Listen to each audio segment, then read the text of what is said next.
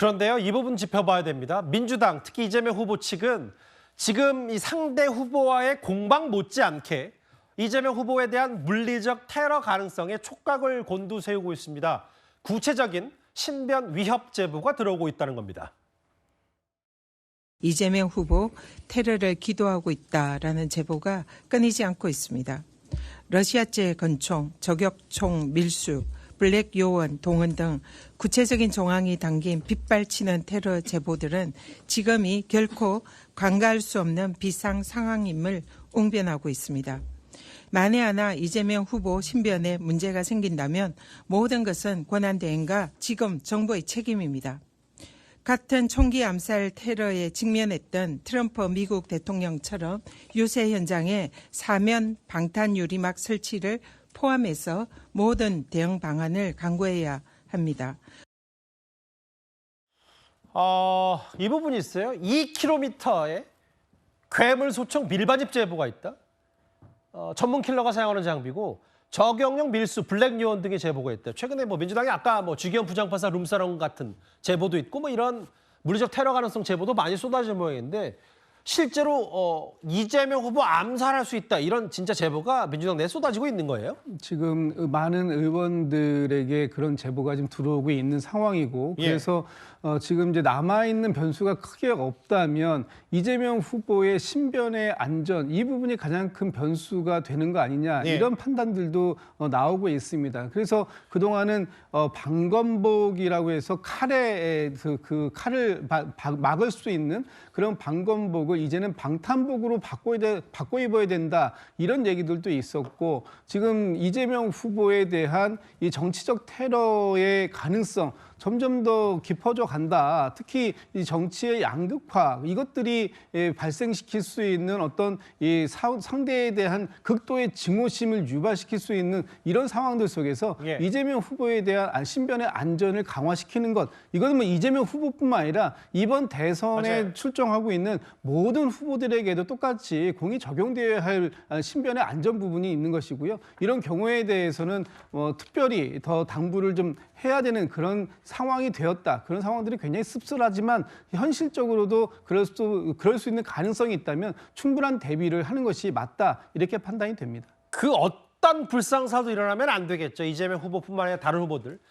방검복에서 방탄복 좀 더 두툼한 걸로 이재명 후보가 갈아입었는데 민주당 얘기는 이재명 후보 신변 문제가 생기면 이건 권한대행 책임이라고 했어요. 근데 다음 화면을 보겠습니다. 그리고 실제로 방탄유리 얘기해서 손골 풍선으로 저격 못하게 지지자들이 이건 것도 좀 날려보내고 있는데 근데 이제 여러 보도를 종합해봤을 때요. 윤기천 부위원장님. 경찰에 확인해봤더니 저격 뚜렷한 제보나 관련해서 수사 의뢰가 들어온 건 없다고 하더라고요. 그 점이 사실은 좀 저희가 치밀하게 준비를 해야 되는 부분이 있어요. 저렇게 만약에 테러 위협이 있다 그리고 정보가 구체성이 있다 그러면 수사기관이나 경찰 특공대 등과 같이 협업을 해서 TF를 구성하든가 해서 이걸 막아야 될 거 아니겠습니까? 그런데 저거를 최고위원 회의나 아니야 선대위에서 이렇게 공개적으로 발언하는 것 자체가 좀 저는 낯설고 왜냐하면 저 부분은 소위 말하는 이제 암살이라는 단어가 많이 나오고 있는데 그만큼 이제 암암리에 진행이 되면 그 대책도 암암리에 대책을 세워야 되는 것이지 우리 이렇게 할 겁니다. 풍선 띄울 겁니다. 유리 방패 세울 겁니다. 이렇게 얘기하는 것 자체가 되게 저는 낯설다는 부분이 하나 있어요. 또 하나는 만약에 2kg짜리 괴물소총을 갖고 암살 시도를 할 수 있는 구체적 정황이 있다. 그럼 이재명 후보뿐만 아니고 거기에 유세 현장에 있는 모든 국민들이 위협 대상이 되는 거예요. 그러면 그 국민들 모이지 않게 해야 되는 거 아니겠어요? 그러니까 이런 식의 뭔가 대책 자체가 되게 엉성하다는 거죠. 그러면 유세 자체를 온라인을 하든가 이래야 되는 건데 거기에 관련된 국민들의 안전은 그럼 내몰라 해야 되는 건가요? 이재명 후보의 안전이 제일 중요하죠. 그러나 거기 같이 있는 국민들도 중요한 안전 대상인 거예요. 그러면 민주당에서 저렇게 후보의 안전만 고려할 것이 아니고 관계 당국과 의뢰해서 주변에 있는 전체 인원에 대한 안전을 담보할 수 있는 대책을 만들어야 되는 것이지 저는 뭔가 포커싱이 잘못됐다는 생각이 들어요. 알겠습니다. 물론 그런 일이 벌어지지만 안 되겠지만 좀 더 관계 당국과 협의하에 TF를 구성하든가 해서 모든 분들의 안전을 위해서 대책을 세워야 되는 것 같다. 이렇게 생각합니다. 경찰도 대당 5천만 원의 저격수, 관측 장비까지 투입하겠다. 만반의 준비를 하고 있고 과잉 대응을 해서 나쁠 건 없긴 한데 이게 과연 정말 실체가 있는 제보냐에 대해서는 국민의힘과 이쪽에서는 좀 고개를 갸웃거리는 것 같고요. 실제로 오늘 국회 법사위에서 방탄복을 입고 등장한 국민의힘의 의원이 있었습니다. 바로 만나볼까요?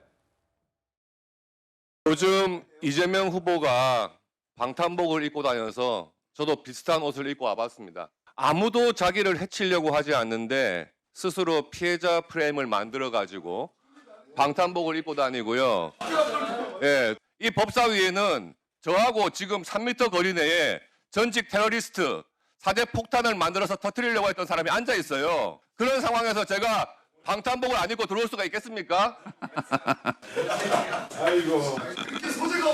곽기택 의원님 잘하셨어요. 좀 근데 귀여우시네. 그 방탄 조끼까지 입고 오신 거 봐서 잘했는데 곽기택 의원님은 급이 아니니까 그 방탄복 그냥 벗으세요. 무겁고 별로 안 좋아요. 예. 덥고. 하여튼 곽기택 의원님 좀 귀여웠어요. 네. 할말 없으면 귀엽다 그러더라.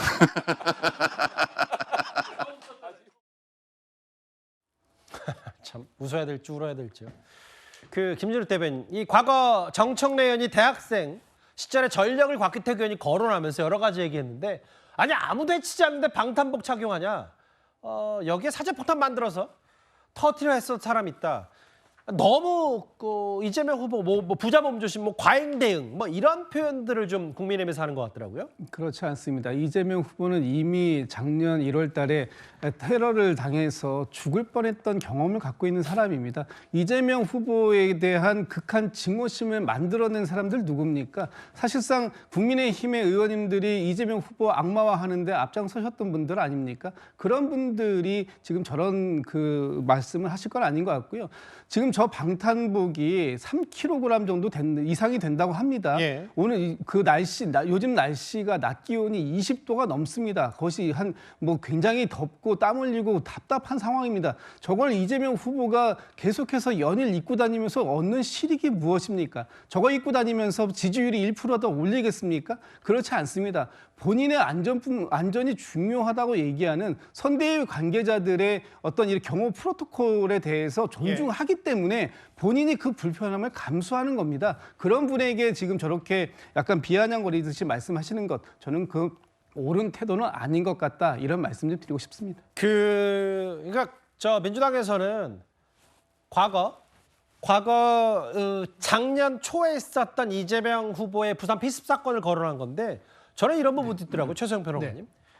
아예 지난 피습 사건도 전현희 의원이 꺼내 들면서 당시 현장에 있었던 국정원 요원으로 보이는 사람이 있다는 제보, 오늘 뭐 민주당이 들어온 제보가 되게 많아요. 하여튼 국정원이 이재명 후보의 부산 테러의 배우다라는 주장을 했습니다. 어떻게 받아들이세요? 자, 그런데 지금 저격총 밀수 이런 거는 블랙 요원으로부터 제보를 받았다고 그랬어요. 예. 블랙 요원이 어디 소속입니까? 국정원 소속입니다. 예. 그러니까 전현희 의원은 필요에 따라서 저렇게 얘기하는 거예요. 국정원이 가해자도 됐다가 제보자도 됐다가.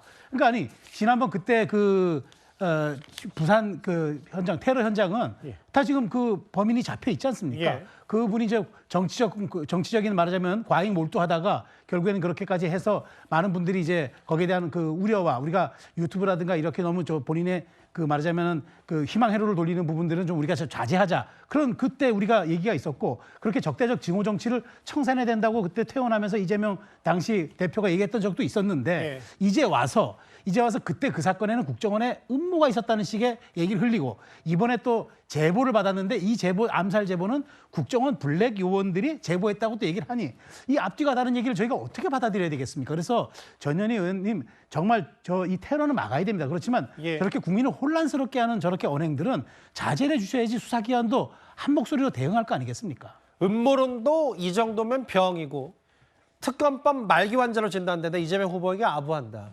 그러니까 이제 최성 평론가 얘기는 장현주 변호사님, 이게 만약에 이런 제보와 의혹들이 있었다면 당시에는 왜 이 의혹을 주장하지 않는 건지, 이 선거 과정에서 뭔가 이제 이재명 후보에 대한 지지를 끌어모으기 위한 아부성 얘기 아니냐, 국민의 비판은 어떻게 좀 들으시겠어요?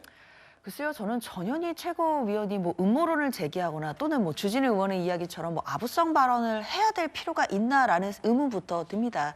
사실 이런 이야기들, 뭐 그러니까 이재명 후보와 관련된 여러 가지 제보들이 있고 특히 신변에 위협되는 이야기들이 있다라는 부분들을 이야기하는 것이 과연 선거에 어떤 도움이 되고 뭐 지지율을 올리는 어떤 도움이 된다는 것인지 사실 의문이 듭니다.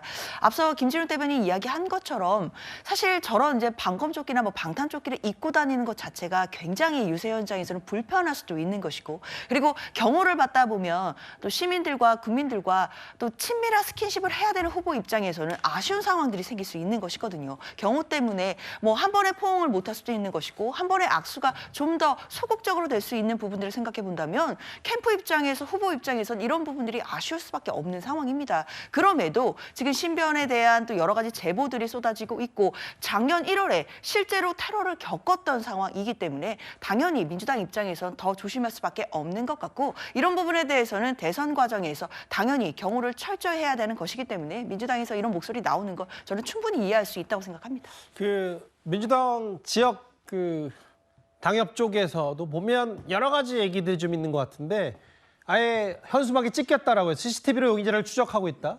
하동, 그리고 여기는 강원도 동해태백 삼척에도 유세차의 타이어를 훼손했다. 현행범도 검거했는데 글쎄요. 불상사가 일어나면 안 되고 선거가 이제 시작이 되니까 뭔가 주변 반응도 격양됐다. 이런 걸 좀 막아야 될 텐데요. 현수막 유세차. 민주당에도 여러 제보들이 좀 쏟아지는 것 같습니다. 알겠습니다.